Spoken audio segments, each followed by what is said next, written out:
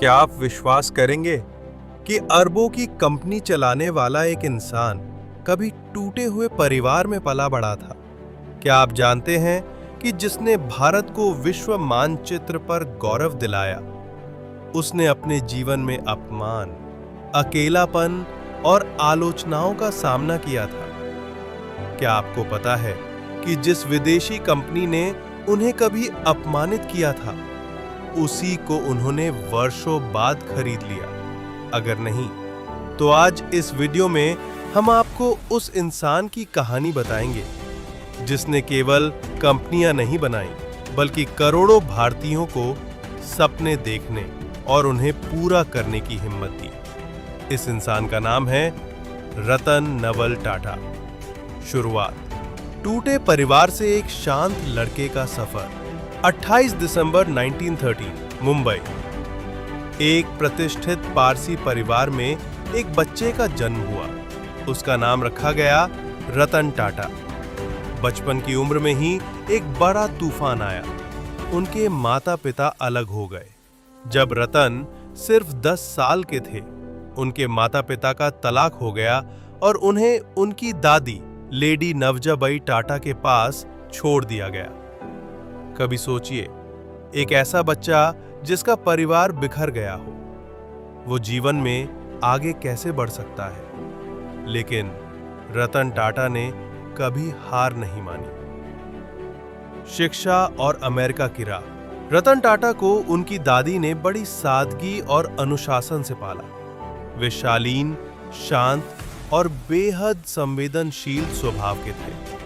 उन्होंने मुंबई के Campion school से पढ़ाई की, फिर Cathedral and John Connon School से।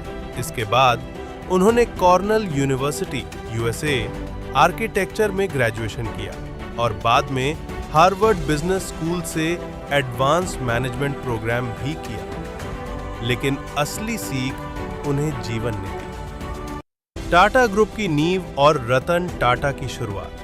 टाटा ग्रुप की स्थापना 1868 में जमशेदजी टाटा ने की थी। वो एक दूरदर्शी थे जिन्होंने भारत में स्टील, हॉस्पिटैलिटी, पावर और शिक्षा जैसे क्षेत्रों की नींव रखी। जमशेदजी का सपना था कि भारत आत्मनिर्भर बने और उसी सपने को आगे बढ़ाने का जिम्मा रतन टाटा ने उठाया। लेकिन उन्होंने अपनी शुरुआत शानदार ऑफिस में नहीं, बल्कि एक वर्कर के रूप में टाटा स्टील के प्लांट में की। वो हेलमेट पहनते थे, मजदूरों के साथ खाते थे, पसीना बहाते थे। यही थी उनकी सच्ची leadership, lead by example. Chairman बनना और संघर्षों की शुरुआत। 1991 में जेआरडी टाटा ने रतन टाटा को टाटा ग्रुप का नया चेयरमैन घोषित किया। इस फैसले पर कई लोगों ने सवाल उठाए। ये लड़का बहुत शांत है, बिजनेस में कैसे चलेगा? इसमें डिसीजन मेकिंग की क्षमता नहीं है। लेकिन रतन टाटा ने कुछ नहीं कहा। उन्होंने जवाब शब्दों से नहीं, काम से दिया। टाटा को ग्लोबल बनाना उनका सपना। रतन टाटा का मानना था कि टाटा को सिर्फ भारत में ही नहीं, दुनिया भर में जाना जाना चाहिए। उन्होंने टीसीएस को दुनिया की सबसे बड़ी आईटी कंपनियों में से एक बनाया। टाटा मोटर्स ने जैगुआर लैंड रोवर खरीदा। टाटा स्टील ने कोरस कंपनी को अधिग्रहित किया। टाटा टी ने टेक्टली को खरीदा।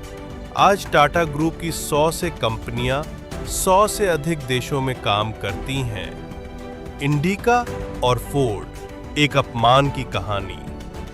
1998 में टाटा मोटर्स ने अपनी पहली भारतीय कार इंडिका लॉन्च की, लेकिन शुरुआती असफलता के कारण रतन टाटा और उनकी टीम को आलोचना झेलनी पड़ी।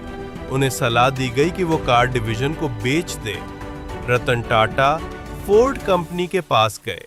वहां एक अधिकारी ने उनसे कहा, अब तानी से महारत ले तीन मांत्र में राम की। ये बात उन्हें अंदर तक चुभ गई। वो चुपचाप लौटे। लेकिन कहानी यहीं खत्म नहीं हुई। जैगुआर लैंड रोवर एक्विजिशन, सबसे बड़ा जवाब। 2008 में फोर्ड कंपनी आर्थिक संकट में थी। अब उन्होंने अपने लग्जरी ब्रांड जैगुआर और लैंड रोवर को बेचना चाहा। रतन टाटा ने उन्हें खरीदा और वो भी उसी कीमत पर जिससे उन्होंने पहले इंडिका का अपमान किया था। ये सिर्फ एक बिजनेस डील नहीं थी, ये शाब्दों का जवाब शांत संयम से था।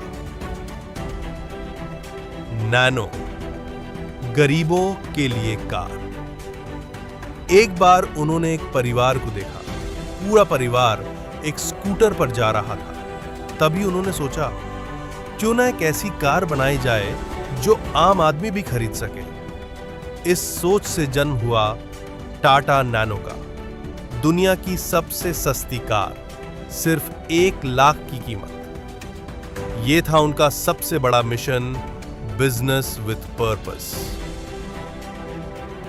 व्यक्तिगत जीवन, अकेलापन और सादगी।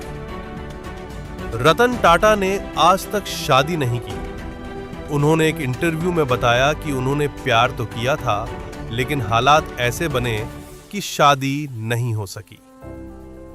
वो आज भी बेहद साधारण जीवन जीते हैं, ना कोई निजी जेट, ना कोई शो ऑफ। उनका पूरा जीवन दूसरों के लिए जीना है। चैरिटी और देश सेवा। टाटा ग्रुप का लगभग 66% मुनाफा टाटा ट्रस्ट्स को जाता है, जो शिक्षा, स्वास्थ्य, ग्रामीण विकास और महिला सशक्तिकरण जैसे कार्यों में उपयोग होता है। उनका मानना है, पैसा कमाना जरूरी है, लेकिन उसका उपयोग समाज की भलाई में हो, ये और जरूरी है। सम्मान और पहचान। रतन टाटा को देश और दुनिया में कई सम्मान मिले हैं। Padma Bhushan 2000, Padma Vibhushan 2008, honorary doctorates from Harvard, Cornell, MIT और दुनिया भर के लीडर से सम्मान। I don't believe in taking the right decisions. I take decisions and make them right. Ups and downs in life are very important to keep us going, because a straight line, even in an ECG, means we are not alive. Power and wealth are not two of my main stakes. आज जब हम टाटा का नाम सुनते हैं तो सिर्फ एक कंपनी नहीं, बल्कि भरोसे का प्रतीक समझते हैं। रतन टाटा ने हमें सिखाया कि अपमान का जवाब गुस्से से नहीं, कामयाबी से दो। पैसा ही सब कुछ नहीं, सम्मान, सेवा और विनम्रता सबसे बड़ी पूंजी है।